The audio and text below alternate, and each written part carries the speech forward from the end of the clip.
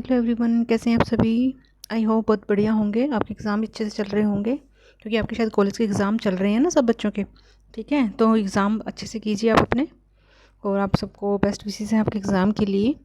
तो कल हमने जो आपका स्किल किया था, आपका राइटिंग स्किल का, उसके कुछ एक मेथड्स रह गए थे, विधियाँ रह गई थी। वो आज के सेशन में मैं करवाऊँगी आपको कि लेखन की शिक्षण विधियाँ क्या हैं। इनसे ही बड़ा क्वेश्चन आता है आपके एग्ज़ाम में। ठीक है, ये पक्का याद कीजिएगा आप अब इन सभी विधियों को।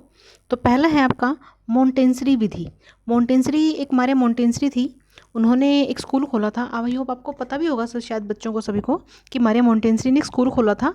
उसने एक जो मोंटेंसरी थी उन्होंने एक नेचुरल स्कूल खोला था कि एक ऐसा स्कूल होगा जहाँ बच्चे आएंगे और बच्चे करके सीखेंगे अपने आप से ही। उनको टॉयज़ दे दिए जाते थे खेलने के लिए कि बच्चे आएँ, अपने टॉयज़ लें, खेलें पूरे दिन में, अपने आप से खाएं, अपने बर्तन अपना सामान सब अरेंज करें, यानी कि करके सीखें। इस तरह का एक स्कूल बना था, जबकि वो उनका स्कूल चला नहीं था। ठीक है, तो उन्हीं के नाम पर उनकी एक मोंटेसरी विधि है। इसमें क्या होता है कि बच्चों को एक गत्ते के लकड़ी के टुकड़े दिए जाते हैं। टुकड़े उनकी जो आपके अल्फ़ाबेट होते हैं, अल्फ़ाबेट की शेप के होते हैं। उन शेप के जो बनाए गए होते हैं उनमें उंगली फेरने के लिए बच्चों को दिया जाता है कि बच्चे इनमें उंगली फेरें, और जैसे जैसे उंगली फेरेंगे तो वैसे वैसे बच्चों के हैंड की मूवमेंट सही बनेगी और बच्चों को लिखना आएगा। आपने देखा भी होगा कि जैसे कि पहले क्या होता था कि रेत में मिट्टी में बच्चे लिखते थे, लिखना बच्चों को सिखाया जाता था। वो भी कहीं ना कहीं इस मारे मोंटेसरी की जो मेथड है इससे रिलेट करता है। ठीक है, तो स्वतंत्र रूप से लिखने के लिए बच्चों को कहा जाता है कि जैसे जैसे बच्चे के जो लकड़ी के टुकड़े या गत्ते के टुकड़े होंगे, उन टुकड़ों की शेप वैसी ही होगी, लेटर के अकॉर्डिंग होगी, और बच्चे जैसे जैसे उन लेटर में हाथ उंगलियों से हाथ अपनी उंगलियां फहराएंगे ना, तो वैसे वैसे बच्चों को हैंड की मूवमेंट करनी आएगी कि ये क्या कैसे बनता है, अ कैसे बनता है, ए कैसे बनता है, तो वैसे वैसे मूवमेंट करनी आएगी। और उससे बच्चे क्या करेंगे, फिर बच्चे लिखना सीख जाएंगे। ठीक है, तो इसमें बच्चे क्या करेंगे, खेल खेल में लिखना सीखेंगे। ये एक इंटरेस्टिंग भी मेथड है ये, कि बच्चे इंटरेस्ट के साथ इस चीज़ को करेंगे, उंगलियां अपने चलाएंगे। हर जो बॉक्स होगा, जो सर्कल होगा, जो भी होंगे उसमें उंगलियां बच्चे चलाएंगे। तो इंटरेस्टिंग है, खेल विधि है और खेल के सीखने पर आधारित है ये हमारे मोंटेसरी की विधि। ठीक है, तो इसमें बच्चों को हम इंटरेस्ट के साथ लिखना सिखाएंगे। अगली विधि है आपकी रूपरेखानुकरण विधि। अब जो रूपरेखानुकरण विधि है, इसमें क्या होता है कि बच्चों को कुछ बिंदु अंकित किए जाते हैं। जैसे कि मैंने आपको कल के सेशन में बताया था कि बच्चों को हम डॉट डॉट से लिखना सिखाते हैं। स्टार्टिंग में पहले तो बच्चों को हम लाइनें बनाने सिखाएंगे, डॉट डॉट डॉट पे बच्चे सारे डॉट को जोड़ेंगे आपस में। ठीक है, ये स्लीपिंग लाइन है, स्टैंडिंग लाइन है आपकी, ये सारी लाइनें तो डॉट के जरिए। अब इन बच्चे क्या करेंगे, इन एक एक डॉट को जोड़ते हुए जब बच्चे चलेंगे, उस डॉट को जोड़ते हुए जब चलते हैं तो उसे बोलते हैं रूपरेखानुकरण विधि, कि डॉट को जोड़ते हुए बच्चे लिखने की प्रैक्टिस कर रहे हैं। ये स्टार्टिंग में जब बच्चा लिखना शुरू करता है तब सबसे अच्छा मेथड यही माना जाता है। डॉट से ही बच्चे के लिखने की शुरुआत होती है, बिंदु से ही बच्चे लिखते हैं। जैसे जैसे बिंदु को जोड़ेंगे और धीरे धीरे फिर वो बिंदु बिल्कुल ख़त्म हो जाता है। कल के मैंने सेशन में भी करवाया था। फिर है स्वतंत्रता अनुकरण विधि। इसमें क्या होता है कि बच्चे अक्षरों को देखकर एज इट इज़ लिखते हैं, अनुकरण करते हैं। जैसे कि टीचर है, टीचर ने क्या कहा किया कि बुक दे दी, बुक में कहा कि चैप्टर अब लिख के लाना। कोई भी बुक दे दी, बुक का कोई चैप्टर दे दिया और कहा कि आप इस बुक के इस चैप्टर को लिख के लाना, इस पार्ट को लिख कर लाना। जब बच्चे उस चैप्टर को देख कर उसको एज इट इज़ ऐसे के ऐसे लिखते हैं, उसका अनुकरण करते हैं, अक्षरों को देख कर लिखते हैं, उसकी प्रैक्टिस करते हैं, उसे बोलते हैं स्वतंत्र अनुकरण करना, कि वो फ्री हैं और वो उसको देखकर एज इट इज़ लिख रहे हैं। ठीक है, उसे बोलते हैं स्वतंत्रता अनुकरण विधि। अगली विधि है श्रुत लेखन। श्रुत लेखन में क्या होगा कि टीचर क्या करेगा, बोलेगा क्लासरूम में कि वो कोई स्टार्टिंग में जब बच्चे लिखना सीख रहे हैं तो उनको डिक्टेशन बोलते हैं। डिक्टेशन जैसे कि बोलते हैं कि मान लीजिए बच्चे ने अल्फ़ाबेट सीख लिए, ए टू जेड सीख लिए। अब ए टू जेड में टीचर क्या करेगा, ए टू जेड के अलग अलग अल्फ़ाबेट को बोलेगा। जैसे कि बोलेगा सी लिखो, एच लिखो, जी लिखो, एम लिखो। तो ये क्या, ये बच्चे सुनेंगे और फिर बच्चे लिखेंगे। टीचर के द्वारा बोले गए जब शब्दों को सुनकर बच्चे लिखते हैं, जब बच्चों का अभ्यास करवाया जाता है तो उसे बोलते हैं श्रुत लेखन। ठीक है, सुनकर साउंड को जब बच्चे लिखते हैं एज इट इज़। फिर टीचर क्या करता है, जब बच्चों को लिखना आ जाता है, पूरे वर्ड को बनाने आ जाते हैं, तो वर्ड को बोलेगा, पूरा सेंटेंस बोलेगा। जैसे कि टीचर क्या करते हैं, क्वेश्चंस भी लिखवाते हैं। जैसे कि जैसे जैसे क्लासेस बढ़ती रहती हैं स्टेप बाय स्टेप, जैसे फर्स्ट क्लास में हुआ, सेकंड में, थर्ड में, फोर्थ में, फिफ्थ में, तो टीचर क्या करेगा, पूरा मतलब एज इट इज़ सेंटेंस बोलते हैं और बच्चे लिखते हैं। अभी भी जैसे मैं बोल रही हूँ तो कुछ बच्चे लिख रहे होंगे, तो जब मैं बोल रही हूँ आप में से कुछ बच्चे लिख रहे हैं, नोट्स बना रहे हैं, वो श्रुत लेखन का ही एग्जाम्पल है। सबसे बड़ा एग्जाम्पल तो यही है। ठीक है, तो सुनकर लिखना, अभ्यास करना श्रुत लेखन कहलाता है। अगली विधि है आपकी पेस्टोलॉजी विधि। ये एक तरह की क्रिएटिव मेथड बोला जाता है इसको। इसमें लकड़ी के और प्लास्टिक के टुकड़ों को इकट्ठा किया जाता है और वो टुकड़े क्या होते हैं कि अलग अलग शेप के होते हैं, अलग अलग शेप के मिलेंगे, ठीक है, ऐसे ऐसे मिलेंगे, यूँ मिलेंगे, और जैसे ऐसे मिल जाएंगे, यूँ इस तरह से मिल जाएंगे। तो इस तरह से जब ये अलग अलग लकड़ी के प्लास्टिक के टुकड़े होंगे, बच्चों को कहा जाता है कि आप इन टुकड़ों को जोड़ो, इन टुकड़ों को इकट्ठा करो। जैसे कैसे कर दिया, इकट्ठा कर दिया, बी बन गया इससे, ठीक है, या कोई अल्फ़ाबेट हिंदी का दे दिया आपको, स्वर्य व्यंजन दे दिया, उनके टुकड़ों को बच्चे इकट्ठा कर करके जब जोड़ने का प्रयास करते हैं, ठीक है, उसे बोलते हैं पेस्टोलॉजी विधि, पेस्टोलॉजी मेथड। सरल से कठिन वर्णों को इसमें सिखाया जाता है। सबसे पहले इजी वर्ण को सिखाया जाएगा, फिर डिफ़िकल्ट वर्ण को इसमें सिखाया जाएगा, कठिन वर्ण को इसमें सिखाया जाएगा। इसे बोलते हैं पेस्टोलॉजी, ठीक है। फिर अगली विधि है आपकी जैकटॉट। जैकटॉट में क्या है कि टीचर क्या करेगा, ब्लैक बोर्ड पर लिख देगा। जैसे स्टार्टिंग में टीचर, हम क्लासेस में आप भी देखते होंगे कि टीचर ने क्लासरूम में ब्लैक बोर्ड पर लिख दिया, पूरा शब्दों को लिख दिया। जब बच्चे ब्लैक बोर्ड पर टीचर की लिखी हुई बात को एज इट इज़ लिखने का प्रयास करते हैं, उसे बोलते हैं जैकटॉट विधि, ठीक है, कि एज इट इज़ टीचर की लिखी गई बात को, लिखे गए मैटर को बच्चे एज इट इज़ कॉपी में लिख रहे हैं। जो प्राइमरी लेवल है, प्राइमरी लेवल पर ये सबसे अच्छी विधि मानी जाती है लेखन की, क्योंकि यहाँ पर बच्चे अनुकरण करते हैं। जितना बच्चा अनुकरण करेगा, इमिटेशन करेगा, उतनी ही ज़्यादा बच्चा चीज़ों को सीखेगा। इसीलिए लिखने की ज़्यादा प्रैक्टिस करवाई जाती है, प्राइमरी लेवल पर भी, मिडिल पर भी और सेकेंडरी लेवल पर भी। +2 क्लास तक हम लिखने का बहुत काम करते हैं, लिखने का ही मैक्सिमम काम करते हैं। याद भी हम लिख लिख कर करते हैं। जितना ज़्यादा लिखेंगे उतने ज़्यादा हमें चीज़ें याद होंगी, लर्न होंगी, ठीक है। जैकटॉट विधि सबसे इजी और सबसे अच्छी विधि मानी जाती है कि जैसे जैसे टीचर लिखेगा, बच्चे उसका अनुकरण करेगा, इमिटेट करेगा। बच्चों की मिस्टेक के भी चांसेस फिर कम हो जाते हैं कि टीचर जैसे लिख रहा है, बच्चा एज डी उसको लिख कर सीख रहा है और उसकी प्रैक्टिस कर रहा है, ठीक है। तो चलिए अगला आप अपना टॉपिक है मल्टीलिंग्विज्म, बहुभाषिकता। कि बहुभाषिकता क्या है, आपके एग्जाम में हमेशा इससे क्वेश्चन हमेशा आता है बहुभाषिकता से। बहुभाषिकता का अर्थ है कि जब एक व्यक्ति एक से या दो से अधिक भाषाओं का प्रयोग करता है, ठीक है, जब हम अपनी दो से अधिक भाषाओं का प्रयोग करना यूज़ कर देते हैं तो उसे बोलते हैं बहुभाषिकता। कि हम अपनी कितनी भाषाएं बोल सकते हैं। अपने आसपास अगर रीजन में देखेंगे तो हमें बहुत सारी भाषाएं मिलेंगी, हमें बहुत सारी आसपास के लोग बोलते मिलेंगे आपको, अलग अलग टोन, अलग अलग बोलियां, अलग अलग भाषाएं का यूज़ करते हैं। तो मल्टीलिंग्विज्म है। तो हमारे भारत में बहुत सारी भाषाओं का यूज़ किया जाता है, ठीक है। इसलिए हमारे भाषा में बहुभाषिक देश भी बोला जाता है कि बहुत सारी विविधताएं हैं हमारी भाषाओं में, इतनी सारी बोलियाँ हैं, वेरिएशंस है बहुत ज़्यादा, ठीक है। और जितनी ज़्यादा बोलियाँ होंगी उतना ही ज़्यादा हमें सीखना इजी रहेगा, क्योंकि ऐसी इतनी सारी हमारे जैसे कि 22 भाषाएं हैं हमारे देश में, मतलब मान्यताएं हैं 22 भाषाओं की। वहाँ भाषाएं तो बहुत सारी हैं, लेकिन 22 की हमारे जो आपका ये संविधान है उसमें 22 भाषाओं के बारे में बोला गया है। तो वो सारी भाषाएँ कहीं ना कहीं एक एक वर्ड्स को कहीं ना कहीं सेम मिलेंगे, कहीं उसको वर्ड को अलग अलग बोला जाएगा। ऐसे बहुत सारे वर्ड होते हैं जो एक, मान लीजिए कोई हिंदी में एक शब्द बोला गया, वो अलग भाषा में दूसरा मिलेगा। कई बार क्या होता है कि एक शब्द को सारी भाषाओं में सेम भी मिल सकता है। तो कहीं ना कहीं ये चीज़ें बहुभाषिकता का परिणाम है, ठीक है। तो हिंदी शिक्षण में बहुभाषिकता का महत्व क्या है, क्यों ज़रूरी है, क्यों हम मल्टीलिंग्विज्म की बात करते हैं? क्यों क्लासरूम में अगर आप बच्चे हैं, कंपनीज हैं, सब बच्चों के स्टूडेंट्स बैठे हैं, टीचर हैं, तो सब अलग अलग अपनी अपनी भाषा का यूज़ करेंगे। तो बहुत ज़्यादा महत्व है हमारी बहुभाषिकता का हमारे हिंदी शिक्षण में भी। सबसे पहले तो अगर जितने ज़्यादा भाषाएं हमें आएंगी ना, हमारा माइंड उतना ही ज़्यादा डेवलप होगा, हम उतने ही ज़्यादा क्रिएटिव बनेंगे, हम अपने विचारों को दूसरों के सामने ईजिली प्रेजेंट कर पाएंगे। मान लीजिए हमें दूसरी भाषा आती है, अगर दूसरे रीजन में गए हैं तो हम ईजिली दूसरे लोगों की बात को अच्छे से समझ पाएंगे, ठीक है। तो सीखने का जो हमारा एक प्रोसेस होता है, उस प्रोसेस में बहुत सहायक है हमारी बहुभाषिकता। सबसे पहले बच्चा अपनी मातृभाषा से सीखता है, घर की जो भाषा होगी, ठीक है, और अपनी नई भाषा या सीखने के लिए वो ईजिली अलग भाषा को, अगली भाषा को सीख पाएगा।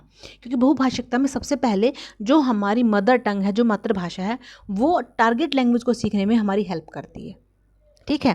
दूसरा, फिर भाषा को हमेशा संसाधन के रूप में प्रयोग करना चाहिए, क्योंकि भाषा कहीं ना कहीं एक रिसोर्स भी है। जब टीचर बच्चों को अलग अलग भाषाओं के बारे में ज्ञान देता है तो उसमें कहीं ना कहीं हमारी मदर टंग सबसे इंपॉर्टेंट रोल प्ले करती है। मदर टंग से ही हम दूसरी भाषा, टारगेट लैंग्वेज को सीख जाते हैं। तो शिक्षण में कहीं ना कहीं बहुत ईजी हो जाता है हमारे लिए कि अलग अलग अगर हमें भाषाएं आती होंगी तो बच्चों को भी हम ईजिली समझा पाएंगे, बच्चे भी हमें ईजिली समझ पाएंगे। दूसरा, कहीं ना कहीं सांस्कृतिक, कल्चर से रिलेट भी करती है।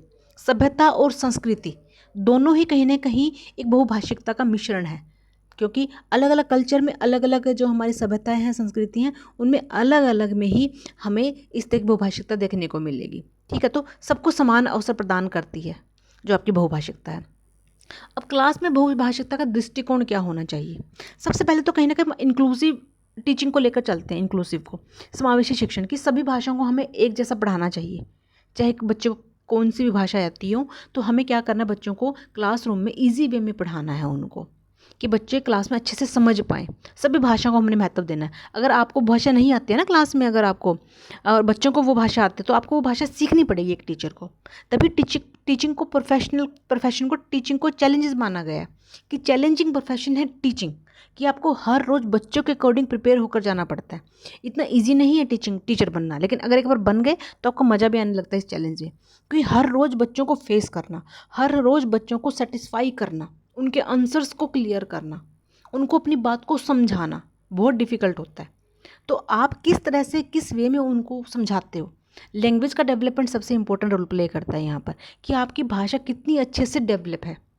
और अगर आपकी भाषा अच्छे से डेवलप है तो आप इजीली आप अपनी बात को दूसरों तक डिलीवर कर पाओगे, आपके बच्चे भी आपकी बात को अच्छे से समझ पाएंगे। ठीक है, तो लैंग्वेज का डेवलपमेंट होना हर बच्चे का बहुत ज़्यादा ज़रूरी है। तो हम इंक्लूसिव शिक्षण टीचिंग की बात करते हैं कि हमें सब भाषाओं का सम्मान करना है, सब बच्चों को साथ लेकर चलना है। फिर हमने कंपैरेटिव इवैल्यूएशन भी करना है, हमने तुलनात्मक विश्लेषण भी करना है। हिंदी और जितनी भाषाएं हैं उनमें समानता को ढूंढना है।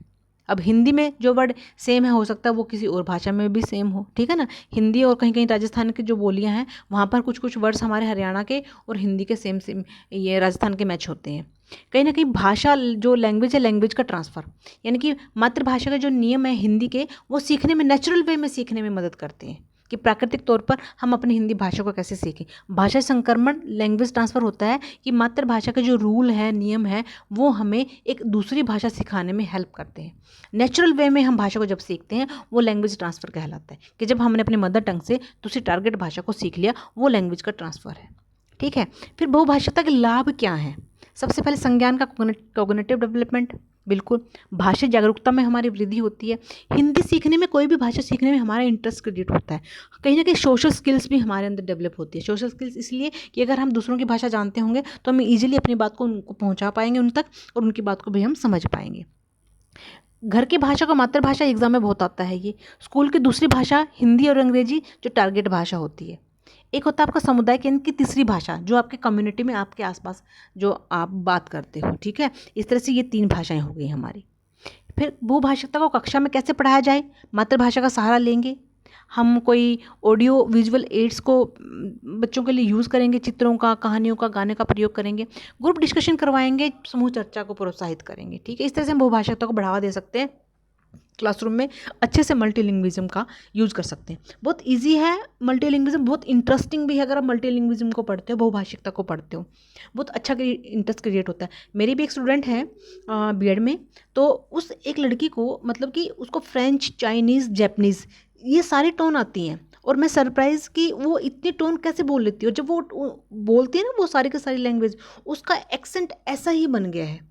वो हिंदी ही नहीं बोल पाती, उसने वो सारी ही लैंग्वेज सीख ली, चाइनीज़, जापानीज़, स्पेनिश, और बिल्कुल डिट्टो वैसे ही बोलती है। तो हम उसको मल्टीलिंग्विज्म बोलते हैं, कि वो हिंदी तो सीख रही है बट उसने अपना एक्सेंट छोड़ दिया हिंदी का, लेकिन दूसरी जितना उसने अदर लैंग्वेज सीखी, उसका एक्सेंट उसके अंदर आ गया। बड़ा मोटिवेशन मिलता है ऐसे ऐसे बच्चों से भी, कि हमारे बच्चे भी इस तरह की चीज़ें सीखते हैं। तो खुद बताते हैं कि उसने ऑनलाइन से ही, अपने आप से ही उसने ये 3-4 भाषाएँ सीख ली। ठीक है, तो वो कहीं ना कहीं मल्टीलिंग्विज्म का एग्जाम्पल है। तो मैं फिर बच्चों को बोलती हूँ कि आप भी सीखो। बच्चों को इनकरेज करते हैं कि आप भी अलग अलग भाषाएं सीखो। जितनी भाषाएं सीखोगे ना, आपके अंदर भी कॉन्फिडेंस आएगा फिर। ठीक है, और एनसीएफ 2005 बहुभाषिकता के बारे में बोलता है। एनईपी 2020 भी बहुभाषिकता पर बहुत ज़्यादा जोर देती है। वो कहती है, जो एनसीएफ है 2005 ही कहता है कि बच्चे की मातृभाषा प्रारंभिक शिक्षा उसी में देनी चाहिए। ये एग्जाम में बहुत बार आता है, आपको मैचिंग करनी आती है कि पहले स्टेप बाय स्टेप बताइए पहली भाषा कौन सी, दूसरी भाषा कौन सी। ठीक है, त्रिभाषा फॉर्मूला जिसे बोलते हैं, कि बच्चे की पहली भाषा, जो पहली शिक्षा बच्चा स्टार्ट करेगा तो उसकी मातृभाषा में होगी। बहुभाषिकता का उपयोग करेंगे हमेशा भाषा के रिसोर्स के रूप में, भाषा साधन के रूप में। धीरे धीरे दूसरी भाषाओं को बच्चों को जोड़कर सिखाएंगे जब बच्चा पहली मातृभाषा को सीख जाएगा। ठीक है, और राष्ट्रीय शिक्षा नीति एनईपी 2020 भी बहुभाषिकता पर बहुत ज़्यादा जोर देती है। अगर एक भाषा शिक्षक के रूप में आप बच्चों को मल्टीलिंग्विज्म सिखाने में हेल्प करोगे, तो मतलब इसमें क्या होगा कि बच्चे को आप एग्जाम्पल दोगे। आप एग्जाम्पल दे रहे हो, कभी किसी तेलुगु भाषा के बच्चे का दे रहे हो, उसको हिंदी सिखा रहे हो, या कोई शिक्षक है तेलुगु है या फिर हिंदी को सीख रहा है, तो वो उनको समान भाषा के शब्दों को ईजी लेकर सीखता है। जैसे कि पानी, पानी को नीरू बोलते हैं, तो इस तरह से वो एक शब्द को, अपनी मातृभाषा के शब्द को लेकर दूसरी भाषा के जब शब्दों को अपने खुद के वर्ड्स के साथ लिंक करने की सोचेगा, तो वो इजीली उससे लिंक कर पाएगा, कनेक्ट कर पाएगा। मातृभाषा से ये बच्चा टारगेट लैंग्वेज सीखेगा। मेनली बस छोटा सा अगर आप सोचो इजी वे में कि टारगेट क्या है, कि मातृभाषा से हमने टारगेट लैंग्वेज में जाना है। और मातृभाषा जब सीख जाएगा बच्चा, अपनी मातृभाषा के शब्दों को ही वो टारगेट लैंग्वेज में यूज करने की सोचता है। जैसे कि हम इंग्लिश सीखते हैं, पहले हम हिंदी में उस शब्द का मीनिंग देखेंगे, फिर हम उसको इंग्लिश में देखते हैं, फिर हमें ईजी लगता है। जैसे कि अगर हम हिंदी ग्रामर सीख रहे हैं, इंग्लिश ग्रामर सीख रहे हैं, पहले हिंदी में देखते हैं कि अच्छा संज्ञा तो हमें आती है, अब संज्ञा को अगर इंग्लिश में बोले नाउन बोलते हैं, फिर आप समझ जाते हो कि हाँ ये तो हिंदी में हमने संज्ञा पढ़ा है, इंग्लिश में इसको नाउन बोलते हैं। ठीक है, अब भारत जैसे बहुभाषिक देश में 22 अनुसूचित भाषाएं हैं, ये आपको आना चाहिए। 100+ बोलियां हैं।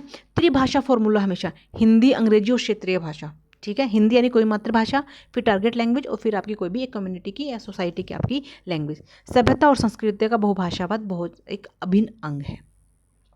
कुछ है क्वेश्चंस हैं अब इसके बहुभाषिकता के लेकर आई हूँ, क्योंकि ये आपको एग्जाम में इस तरह से आएंगे तो आपको पता चल जाएगा कि कैसे आएंगे। ठीक है, तो चलिए फर्स्ट क्वेश्चन है, बहुभाषिकता का महत्व क्या है। सीटेट के 2022 के क्वेश्चन पेपर में ये आया था। पहला ऑप्शन है केवल अंग्रेजी सीखने में मदद करता है। ऐसा तो नहीं, बहुभाषिकता कहाँ मदद करती है सिर्फ अंग्रेजी सीखने में। बच्चों की मातृभाषा को दबाने में मदद करता है, बिल्कुल भी नहीं। नेगेटिव पॉइंट्स को छोड़ दो आप यहाँ पर। केवल और दबाना ये नेगेटिव में है हमेशा। मैं आपको 4 से 5 ऐसे सेंटेंस पाऊंगी जहाँ आपको नेगेटिव में भी मिलेंगे, तो नेगेटिव हमने छोड़ देना, हमें सिर्फ पॉजिटिव यूज़ करना है। बच्चों की भाषा क्षमता को बढ़ाना, केवल हिंदी सीखने में उपयोगी। केवल भी हमेशा नेगेटिव फॉर्म में यूज होता है, जहाँ केवल होगा उसको तो हम ऐसे एलिमिनेट कर देंगे। ठीक है, दबाना भी नहीं है, तो रह गया बच्चा आपका थर्ड ऑप्शन कि बच्चों की भाषा क्षमता को बढ़ाना है। बहुभाषिकता का हमेशा महत्व क्या होगा कि भाषा क्षमता को बढ़ाना है। फिर एनसीएफ, अगला क्वेश्चन है, एनसीएफ 2005 के अनुसार बहुभाषिक कक्षा में शिक्षकों को क्या करना चाहिए जहाँ मल्टीलिंग्विज्म क्लासरूम होगा।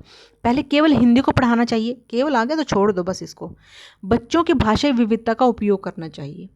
अन्य भाषाओं पर प्रतिबंध, प्रतिबंध क्यों लगाएंगे भी, हमने सब भाषाएं बच्चों को सिखानी है, केवल अंग्रेजी माध्यम का प्रयोग नहीं करवाना। ठीक है, तो बी ऑप्शन राइट हुआ कि बच्चों की भाषाई विविधता का उपयोग करना हमने बच्चों को सिखाना है।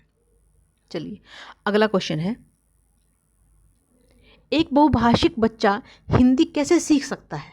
रटकर नहीं, रटकर नहीं सिखाना, अपनी मातृभाषा और हिंदी के समान शब्दों की तुलना करके, केवल हिंदी में बोलकर नहीं, अंग्रेजी के माध्यम से नहीं। तो आपका बी ऑप्शन राइट हो कि मातृभाषा और हिंदी के समान शब्दों की तुलना करके, जो मैं भी बता रही थी ना आपको कि समान शब्दों की तुलना करता बच्चा। मदर टंग में जो उसने शब्द देखे उसको आते हैं, तो टारगेट लैंग्वेज हमेशा उन वर्ड को वो ट्रांसलेट करता है, उनके समान, उनकी तुलना करता है। ठीक है, उनको समान समान शब्दों को वो देखता है। तो ऑप्शन आपका बी हुआ राइट। अगला क्वेश्चन है, बहुभाषिकता का प्रमुख लाभ क्या है। पहला, बच्चे की भाषाई व संज्ञानात्मक क्षमता का विकास करना। केवल हिंदी सीखने में सहायता करना, केवल को तो छोड़ ही दो बस आप। ठीक है, बी, अंग्रेजी को बढ़ावा देना, अंग्रेजी को नहीं बढ़ावा देना। मातृभाषा को कमजोर करना, बिल्कुल भी नहीं। ठीक है, फर्स्ट ऑप्शन हुआ राइट हुआ आपका कि बच्चों की भाषाई संज्ञानात्मक क्षमता का विकास करना। अगला है क्वेश्चन आपका, बहुभाषी कक्षा में हिंदी भाषा शिक्षण की प्रभावी रणनीति क्या हो सकती है। पहला ऑप्शन है केवल हिंदी में पढ़ाना, बिल्कुल भी नहीं। बच्चों की मातृभाषा को पूरी तरह नज़रअंदाज करना, ये भी नहीं करना। बच्चों की भाषाई पृष्ठभूमि का उपयोग करते हुए हिंदी सिखाना। सी ऑप्शन आपका हुआ राइट। और डी, केवल, केवल को छोड़ दो। केवल और रट कर, दबा कर, है ना, ये नेगेटिव वर्ड सेंस में है, नो नेगेटिव को हमने यूज़ ही नहीं करना। ठीक है, हमेशा मल्टीलिंग्विज्म बच्चों की भाषाई पृष्ठभूमि का उपयोग करते हुए हिंदी सिखाता है। ठीक है, अगला क्वेश्चन है आपका, चलिए, बहुभाषिकता का कौन सा लाभ हिंदी शिक्षण में स्पष्ट देखा जा सकता है। केवल व्याकरण सिखाने में मदद करता नहीं, बच्चों की भाषाई समझ और सांस्कृतिक संवेदनशीलता को बढ़ाता है। हिंदी में रटने में सहायता करता है या अंग्रेजी सिखाने में तेजी लाना। तो बी ऑप्शन राइट हुआ, समझ ही गए होंगे आप कि भाषाई समझ और सांस्कृतिक संवेदनशीलता बढ़ाता है। अगला क्वेश्चन है, भारत जैसे बहुभाषिक देश में शिक्षक को क्या करना चाहिए। केवल अंग्रेजी पर ध्यान देना चाहिए, नहीं। बच्चों की भाषाई विविधता को स्वीकार करना और उसका उपयोग करना चाहिए। मातृभाषा को हतोत्साहित करना और केवल हिंदी माध्यम का प्रयोग करना। तो इसमें आपका आएगा बी ऑप्शन राइट है, बच्चों की भाषाई विविधता को स्वीकार करना और उसका उपयोग करना। ठीक है, ये आपके सीटेट के एग्जाम के प्रीवियस ईयर पेपर में आए हुए क्वेश्चन है। तो चलिए आज के लिए यही टॉपिक था। यहाँ मल्टीलिंग्विज्म भी खत्म हो गया, कुछ रह गया तो बाद में भी कर लेंगे हम।